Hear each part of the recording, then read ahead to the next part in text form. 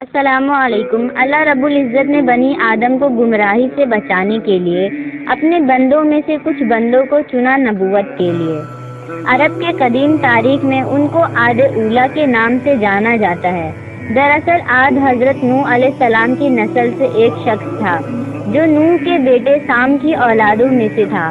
اس نے جنوب کے علاقوں میں سکونت اختیار کر لی اور ایک عظیم قبیلے کی بنیاد رکھی جو آگے چل کر قوم عاد بنی۔ قوم عاد بہت طاقتور تھی۔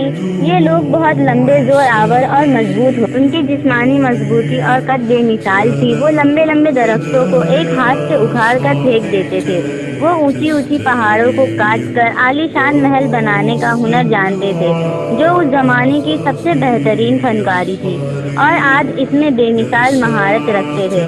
معاشی طور پر قوم عاد بہت ہی خوشحال تھے۔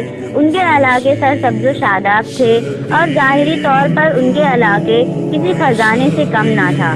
اس قوم کے لوگ جو بہت طاقتور تھے، لہٰذا باہری دشمنوں سے بھی انہیں کوئی خطرہ نہ تھا۔ اللہ نے قوم عاد کو بے شمار رحمتوں اور نعمتوں سے نوازا تھا، پر طاقت کے نشے میں چور یہ قوم غرور اور تکبر کے مشغول ہو گئے اور زمین میں فساد مچانے لگے۔ متکبر اور جابر لوگوں کو انہوں نے اپنے قوم کے سردار چن لیے، بت پرستی سمیت بڑے بڑے گناہوں میں پڑ گئے اور اللہ کی ذات سے انکار ہو گئے۔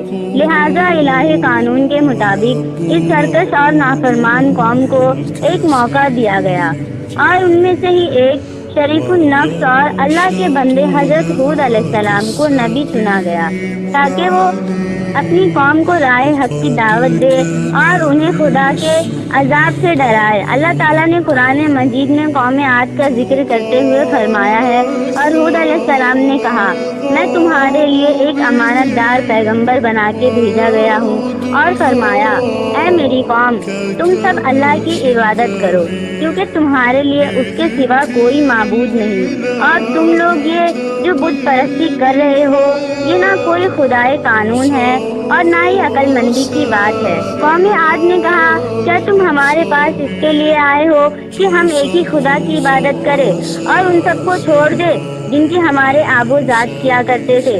قوم عاد نے کہا، اگر تم واقعی سچے ہو تو تم اپنے وعدے کے مطابق عذاب الہی لا کر بتاؤ۔ حضرت ہود علیہ السلام نے کہا، اب تو یہ طے ہو گیا کہ ہمارے رب کی طرف سے تم پر قہر الہی نازل ہو جائے اور عذاب آ جائے۔ لہٰذا اللہ تعالیٰ کے حکم سے ایک تفز و تن طوفان قوم عاد کی طرف بھیجا گیا۔ یہ طوفان 7 دنوں تک مسلسل چلتی رہی اور ان کی بلند ترین عمارتوں کو زمین بوس کر دیا۔